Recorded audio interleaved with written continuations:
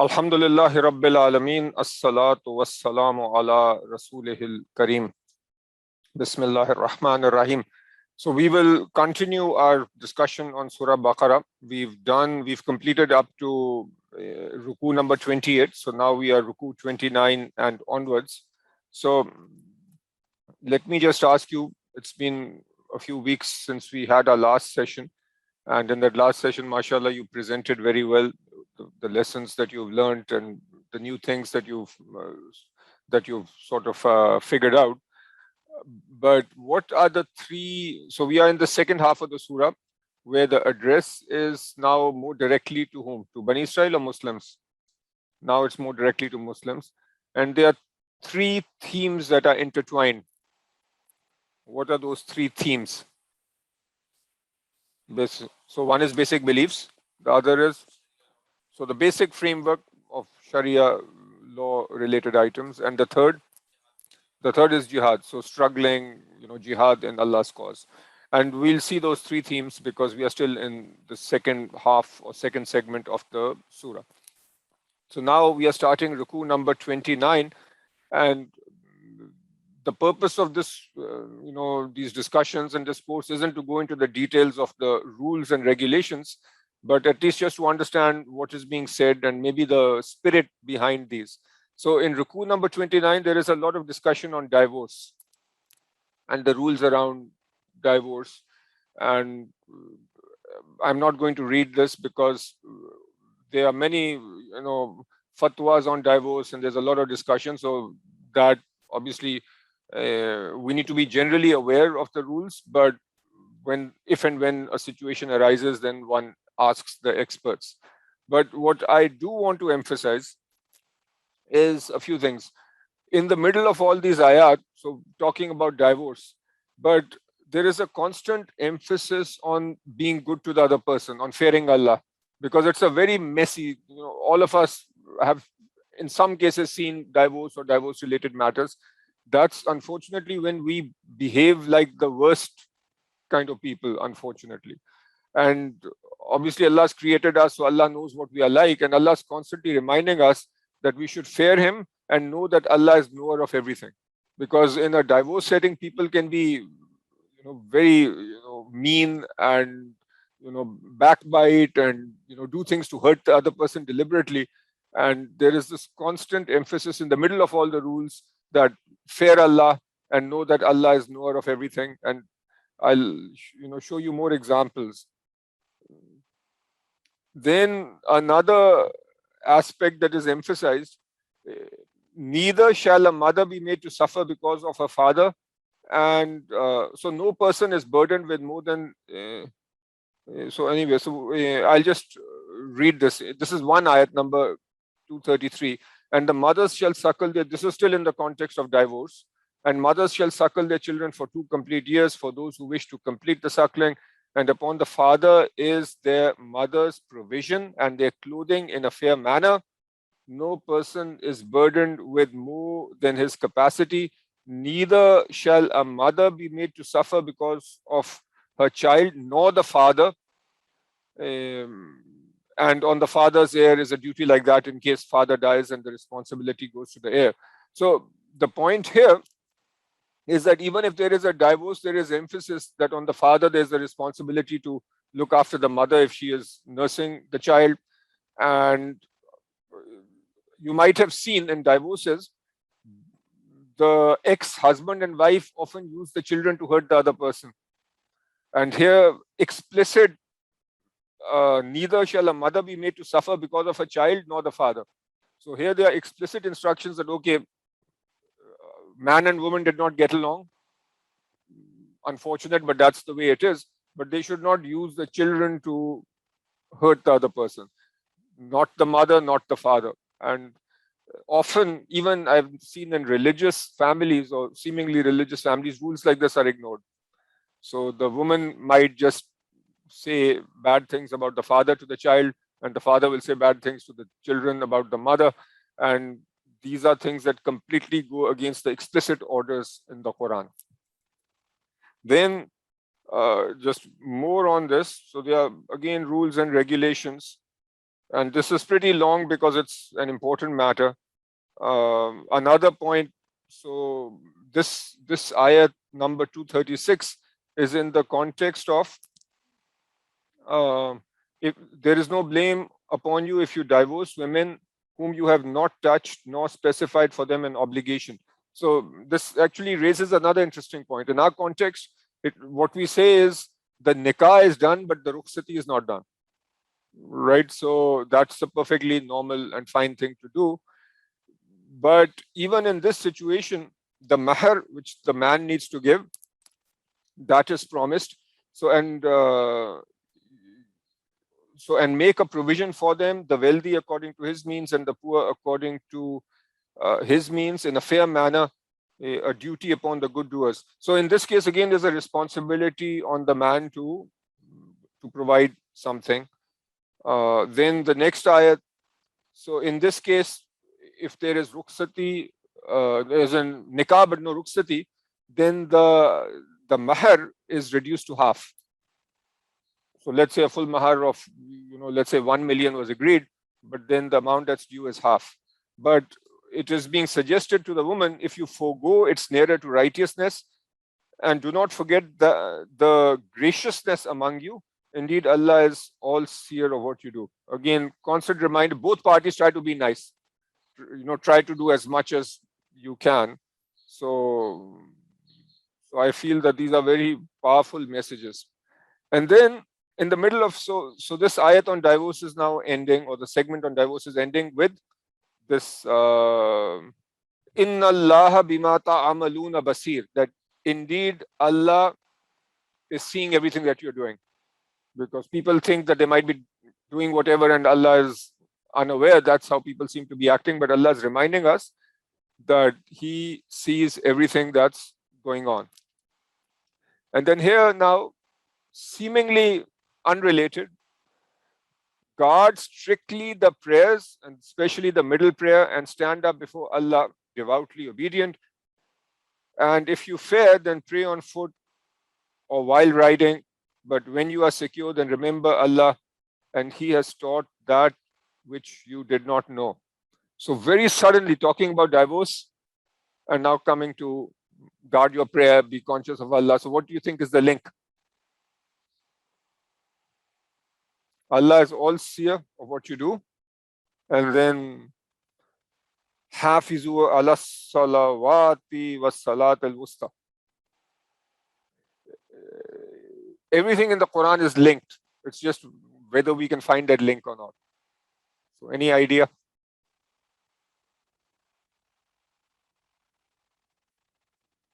So I'll work with you on this. So in the ayat related to divorce, so obviously the rules and regulations are coming, how to go about the separation. But in the middle of all that, and Allah concludes by saying that Allah is seer of what you do.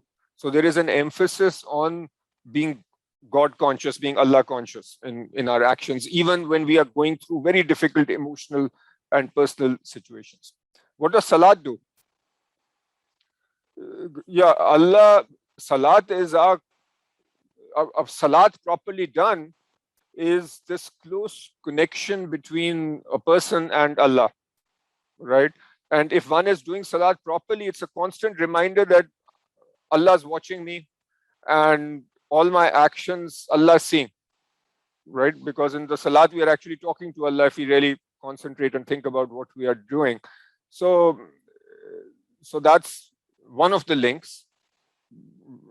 If a person is praying properly and going through a divorce, that's like we are supposed to be praying no matter what, and that's also emphasized in the next ayat. Like even if one is in war, one is still praying. One's still supposed to pray. Obviously, how one prays is different, but this is at the same time emphasizing the importance of prayer, that it's not to be left at any point, and at the same time also the fact that this is a way of connecting with Allah and becoming conscious of Allah, so that in whatever other action we are doing, if we are at war, if we are, have a personal problem, we should never forget the fact that Allah is watching us. And that automatically will fix our actions. And that way we will always be kind to the other person. So that's one of the links.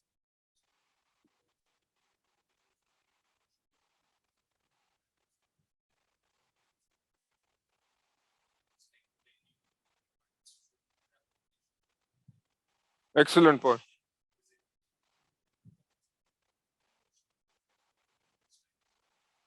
Very good point. So whether we are going through a difficult physical time or difficult emotional time, that connection with Allah needs to be there. So not only does it make us stronger inside, but it also then makes sure that we are behaving in a way that, in a good way, in an ahsan way. So that's the one of the points there. Okay, then remember, so we are actually seeing the three threads. So the divorce related rules, that's the Sharia related, the basic beliefs, constant reminder that Allah is watching us. And then over here, ayat 244, and fight in the way of Allah and know that Allah is all hearing, all knowing. So we are being reminded that we need to struggle in Allah's cause. وَقَاتِلُوا فِي سَبِيلِ اللَّهِ وَأَعْلَمُوا أَنَّ اللَّهَ سَمِيعٌ عَلِيمٌ. So we need to fight in Allah's cause.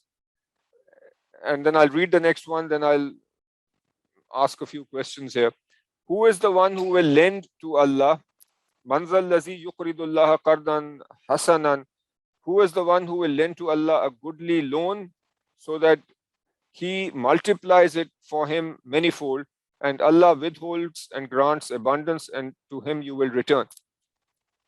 So fighting in Allah's cause, struggling in Allah's cause is constantly emphasized, and that's the third thread that we are seeing here in Surah Baqarah. And obviously when there is a struggle, it's physical, it might be emotional, it might be intellectual, and it's also financial. So we need to spend in Allah's cause. Now, do you remember when the surah was revealed? Anyone? When was the surah revealed? The first 2 years after Hijrah. So, first Hijri, second Hijri, it's the build-up or time before Ghazwa Badr, right? So the Muslims are being made ready. But we know that this Quran is for all times. It's also applying to us. So in our context, what is the quote-unquote the fight? Like in our context, we're not physically currently having to fight. But is there an ideological or an intellectual fight that we need to be aware of? So if you think about it, if you think about the dominant ideologies today, right? So I would argue that the quote-unquote fight today, at its essence, is the fight for mind share, right? Ideologies. So currently, arguably, a major ideology is secularism, either explicit or implicit rejection of religion or God. Actually, the fact that we should just focus on this life, that's a secular sort of ideology, whereas an Islamic ideology is emphasizing not just this life but the next life. So even in our country, we'll see the struggle between a secular minded thought process and religious minded thought process. Unfortunately, the religious circle sometimes shoots itself in the foot with the sorts of arguments that are made, but I feel we need to think about this too. Maybe this battle is to be fought with the pen, right? Or with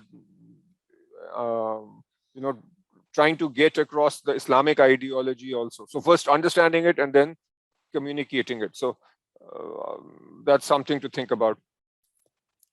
Then there is, even though this segment of the surah is addressing Muslims, but there is an anecdote that goes back to the Bani Israel. So I'll read this and then I'll connect this with the Muslims. Are you not aware of the chiefs of the children of Israel after Musa alayhi salam, when they said to their prophet, appoint for us a king so that we may fight in the way of Allah?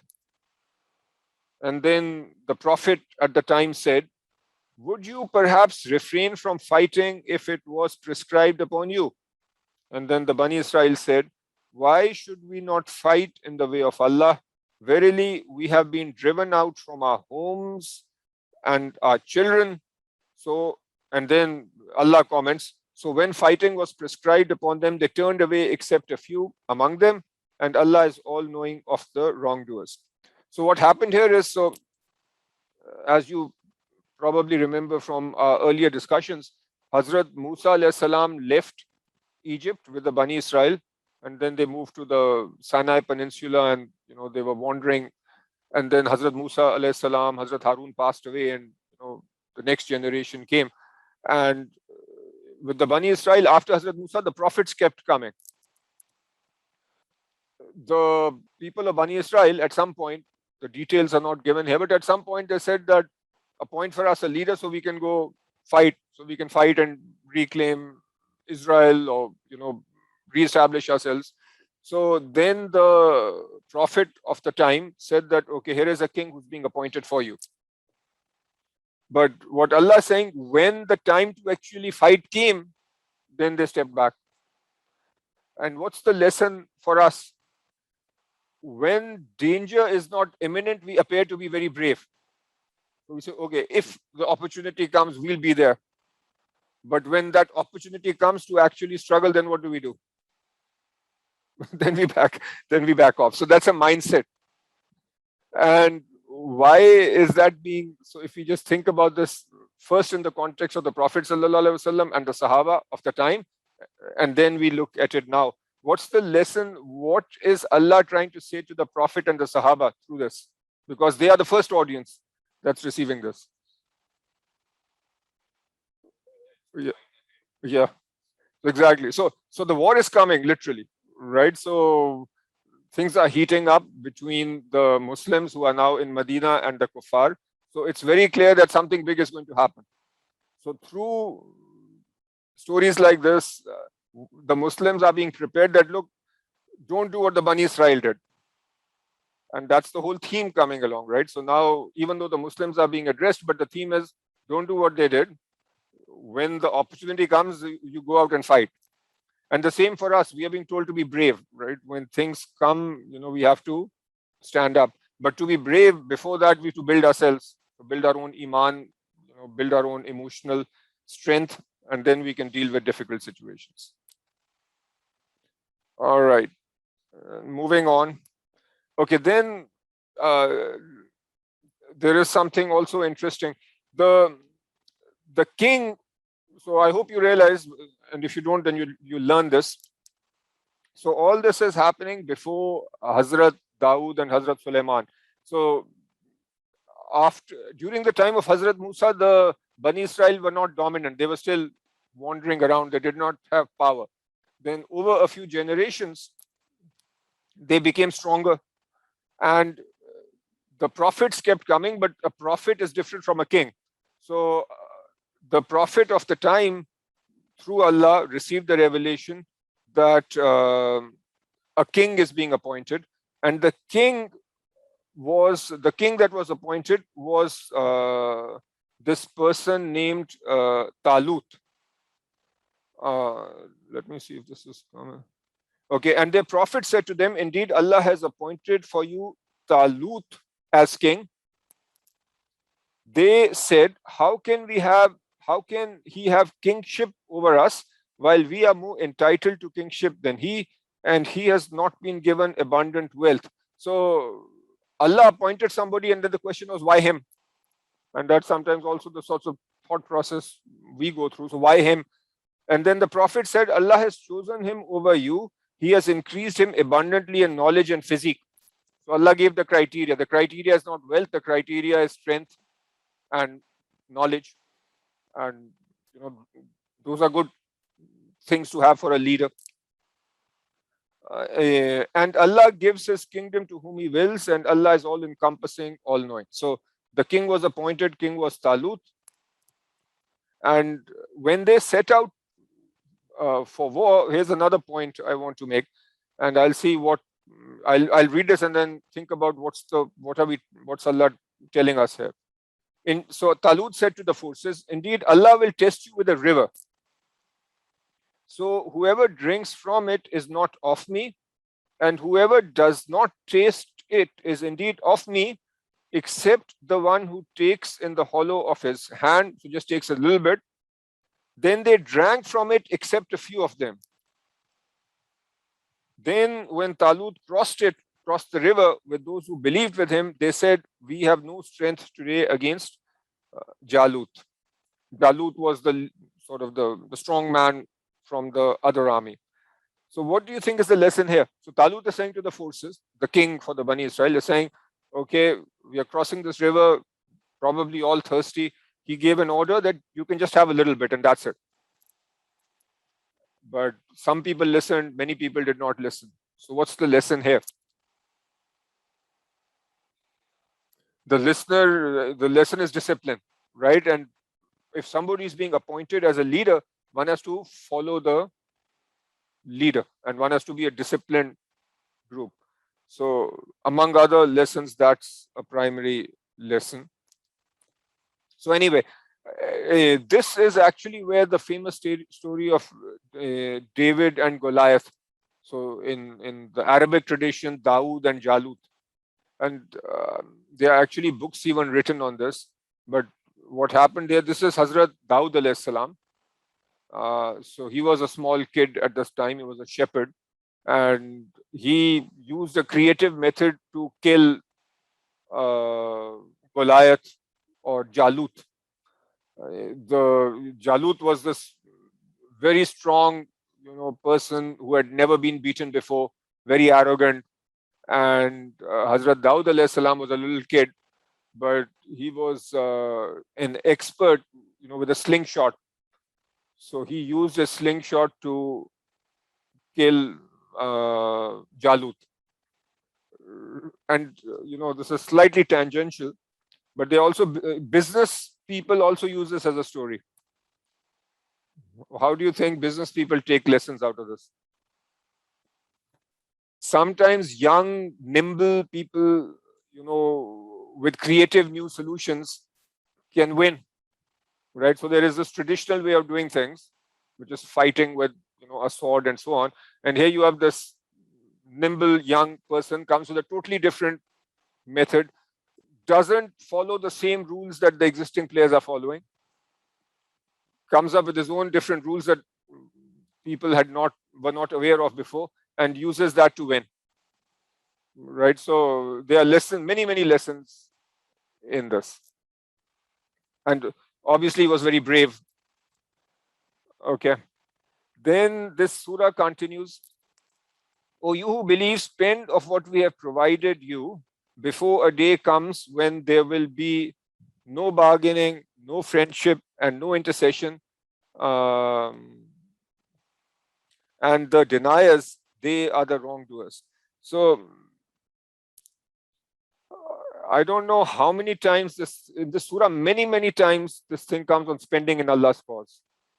Right? So this is a reflection on for us that constantly Allah is reminding us to struggle, to spend in His cause. And then comes one of the greatest ayat in the Quran, Ayatul Kursi.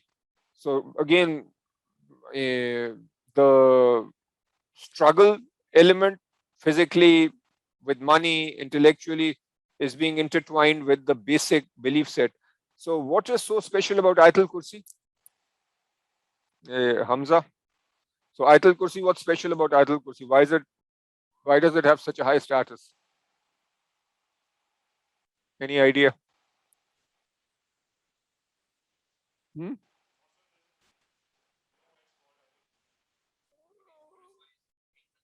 Glorifies. What is the most important message of Islam is what?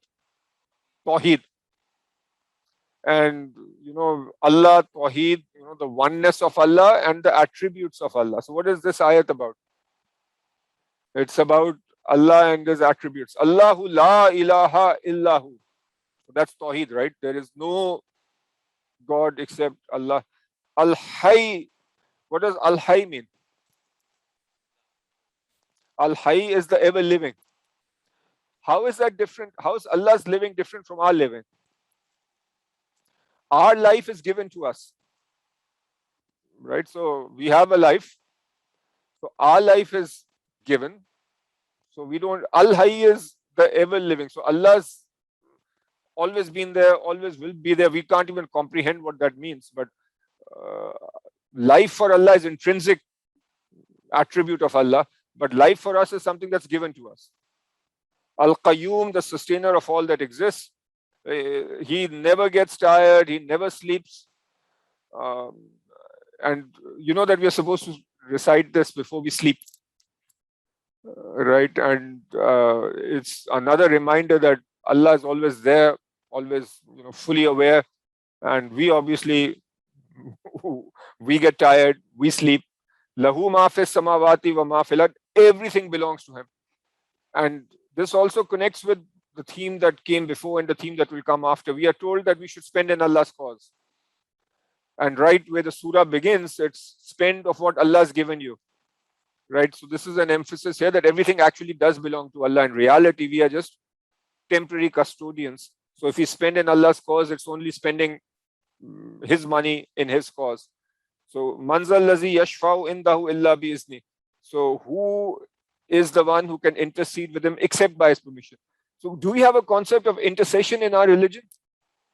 We have a concept of intercession, but whoever will intercede will only intercede with Allah's permission, right? He knows what lies before and what lies behind them. So for Allah, for us, there's a time dimension. We know what happened in the past. We don't know what will happen in the future.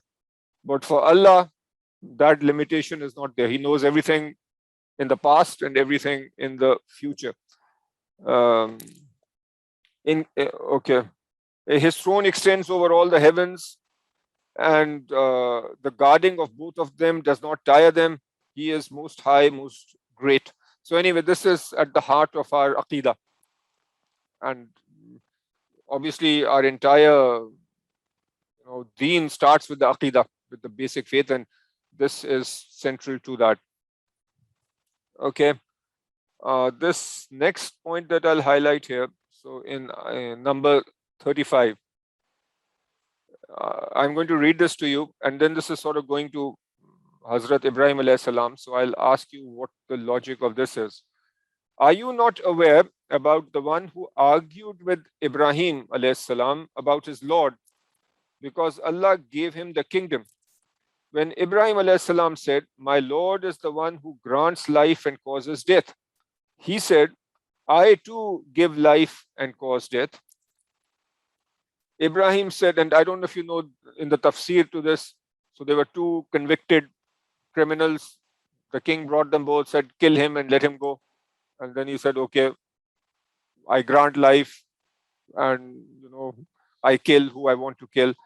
And then Ibrahim alayhi salam said, "Indeed, Allah brings up the sun from the east, so you bring it up from the west." So the disbeliever, the king at the time, became dumbfounded, and Allah does not guide the wrongdoing people. So what do you think what's the wisdom behind this story? Obviously, there's a lot of wisdom, but any ideas?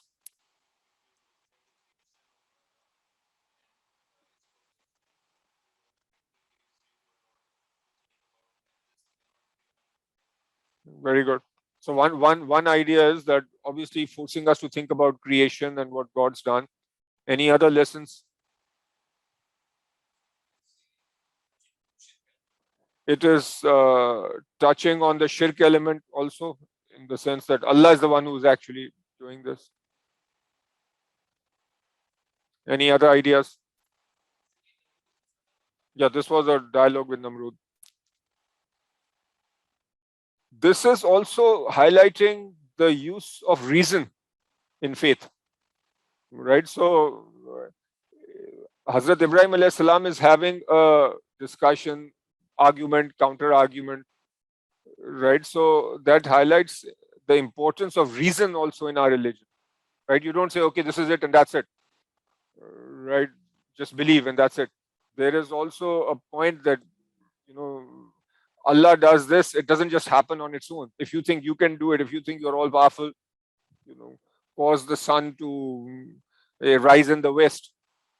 So another key point here is, as we engage with other people in a nice way, the use of reason is also very important. Okay. Then I don't know if you're aware of this next story or not, but it's also very interesting. When Ibrahim alayhi salam said, "My Lord, show me how you give life to the dead," and then Allah said, "Have you not believed?" This is Hazrat Ibrahim alayhi salam, who has a tremendous status. And then so Allah asked Hazrat Ibrahim, "Have you not believed?" And he replied, "Yes, but let me see it so that my heart be satisfied." And then Allah gave him a sign. So he said, "Okay, you look after 4 birds, and then you chop them up, put them in different places, and then call them, and they'll come." So here again, there are lessons. One of the lessons is that even the most pious people sometimes ask Allah to show them something to increase their iman. So which means that sometimes if our faith also goes up and down and we are looking for some more conviction, that's a normal thing. And for us, one of the most important ways to boost our iman is to read the Quran, with try to understand what Allah is saying to us in it. All right, so I'll just get to the end of this ruku, then conclude for today.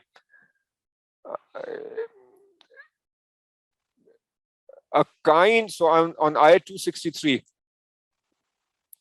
a kind word and seeking forgiveness are better than a charity followed by hurting the feelings of the needy. And Allah is all sufficient, all forbearing. So here, Allah is teaching us the etiquette of giving charity.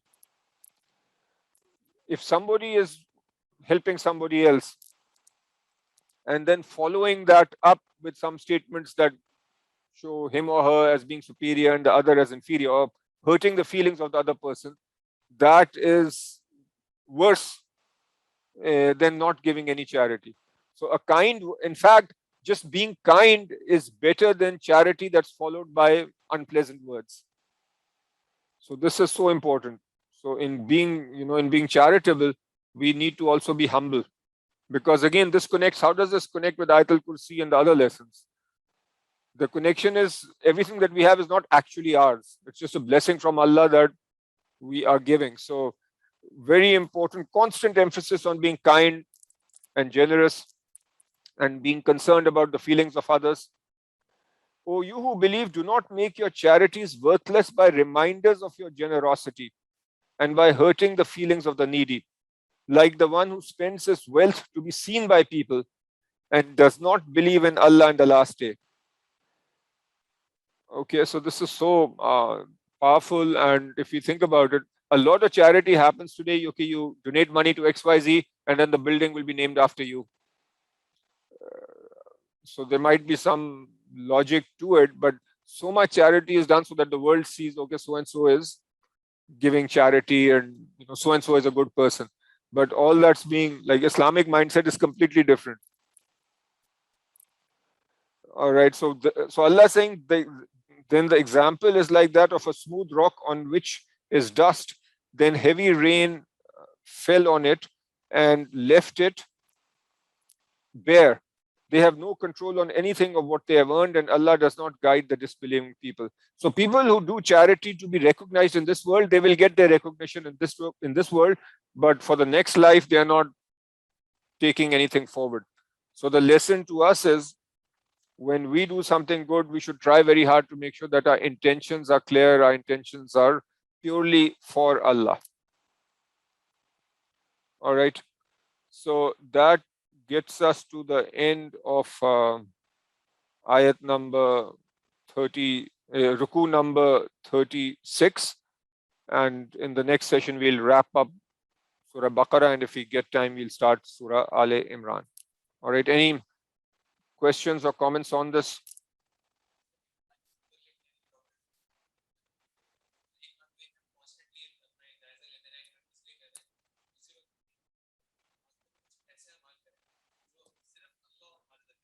Very true. Very good. So the point made is that one way to, like, reyakari, doing things for show, what's one way to avoid that? So obviously something, Allah in fact in the Quran also says some things we should do so that everybody knows, so that in society good things spread. But we should also do charitable things, good things that nobody else knows. So helping people in a way that only Allah knows that I'm helping. And then there are stories of, like for example, Hazrat Abu Bakr, during when he was Khalifa, he would quietly go and help this blind lady, and even she, so what's the point of the fact that she was blind, that even the person being helped did not know who's helping her. So that was purely between him and Allah. So that tries, that's among other things what we can do to improve our own, our own, the sincerity of our intention. Okay, so that's it for today. Wa akhiru da'wana anil hamdulillahi rabbil alameen.